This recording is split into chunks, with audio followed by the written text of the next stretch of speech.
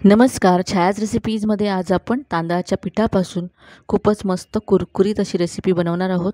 तर यासाठी 1 कप तांदळाचं पीठ घेतलं आहे. यामध्ये त्याच कपाने मी 1 कप दही घेतले. घरातली कुठलीही वाटी घेऊन तुम्ही त्याने इथे सगळं साहित्य मोजून घेऊ शकता. त्याच दह्याच्या कपामध्ये मी आता 1 कप पाणी घेतलं आहे.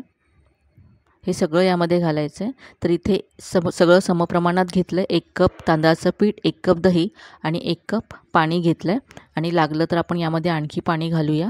आधी हे सगळं मिक्स करून घ्यायचं आहे. सगळ्या याच्यातल्या गुठळ्या काढून घ्यायच्या आहेत. हे सगळं मी छान असं एकजीव करून घेतलं आणि अगदी स्मूथ असं हे तयार झालं आहे.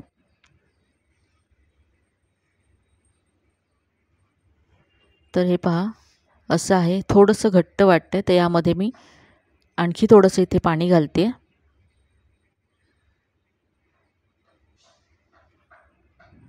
तर इथे आणखी मी 2 ते 3 चमचे पाणी घातलं. तर हे आपल्याला असं हवं आहे.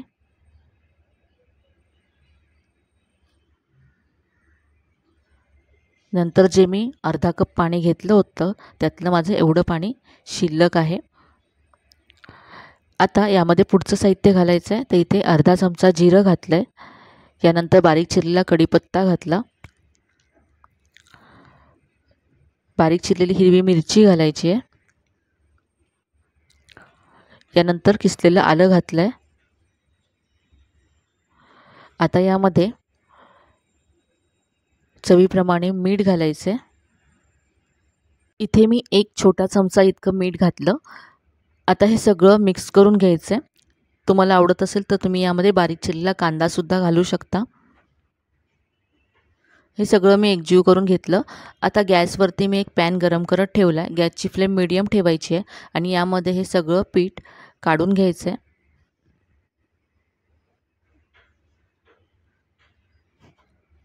आता हे आपल्याला सतत ढवळत असं मिक्स करत राहायचं आहे. हे लगेचच असं घट्ट व्हायला लागतं. तर ह्याला असं सोडायचं नाही आहे, नाहीतर हे तळाला लागू शकतं. तर सतत याला असं ढवळत मिक्स करत राहायचं आहे.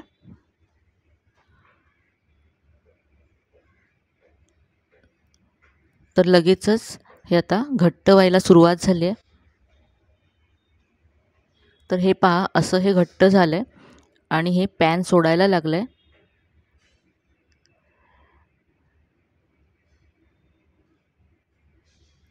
आणखी 1 मिनटं याला मी शिजवून घेते.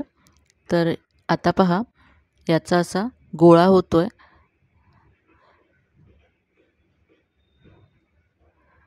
तर आता हे इतपतच आपल्याला शिजवून घ्यायचं आहे. आता गॅसची फ्लेम बंद करायची आहे आणि हे आपल्याला काढून घ्यायचं आहे आणि थोडंसं थंड करून घ्यायचं आहे. तर हे पीठ मी आता एका बाउलमध्ये काढून घेते.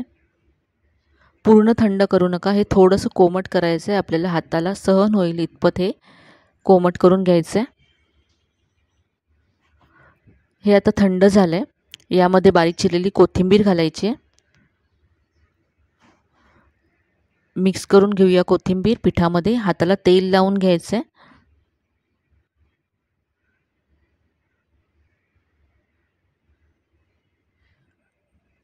हे पीठ आपलं तयार आहे. आता आपण चटणी तयार करून घेऊया. तर चटणीसाठी इथे मी मिक्सरच्या भांड्यामध्ये 1 वाटी ओलं खोबरं घेतलं आहे.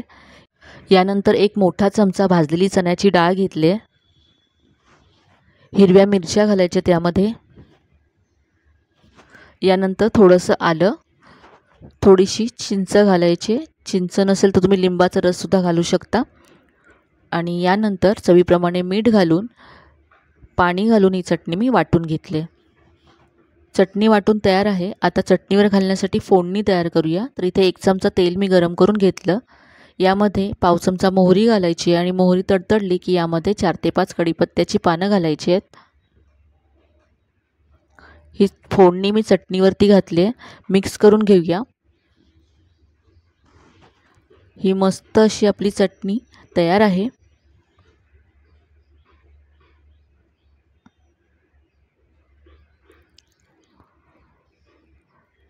चटणी तयार आहे.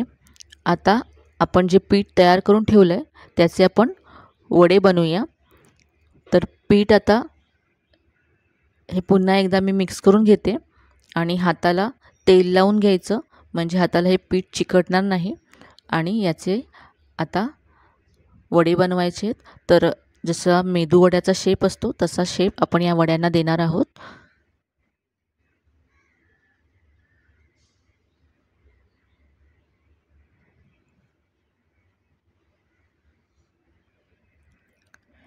कमी साहित्यामध्ये अगदी झटपट हे वडे तयार होतात आणि चवीला सुद्धा खूप मस्त लागतात। यामध्ये आपण दही टाकलं त्यामुळे खूप मस्त होतात हे चवीला।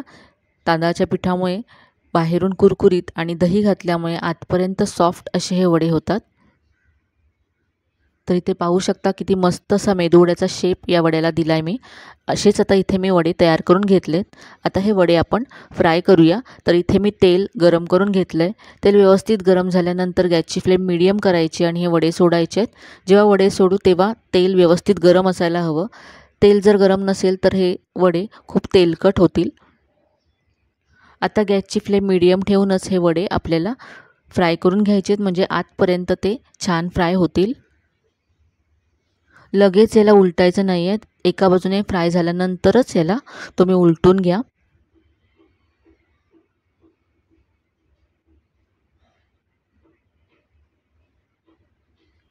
आता हे दुसऱ्या बाजूने सुद्धा फ्राय करून घेऊया।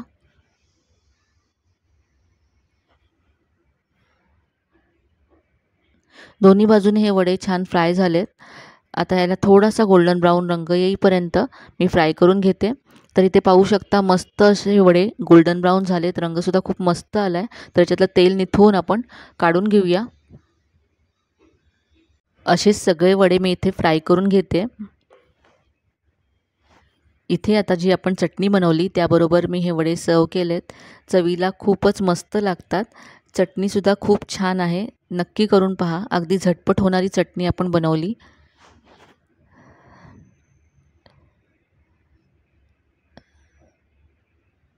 नेहमीचे मेदू वडे आपण जे बनवतो डाळीपासून ते थोडेसे हेवी असतात, पण तुम्ही हे वडे करून पहा, चवीला सुद्धा खूप मस्त होतात हे वडे।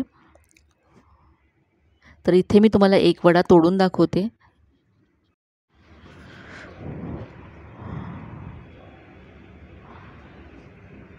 अगदी हलका फुलका असा हा वडा होतो आणि पहा आतपर्यंत हा मस्त जाळीदार झालाय।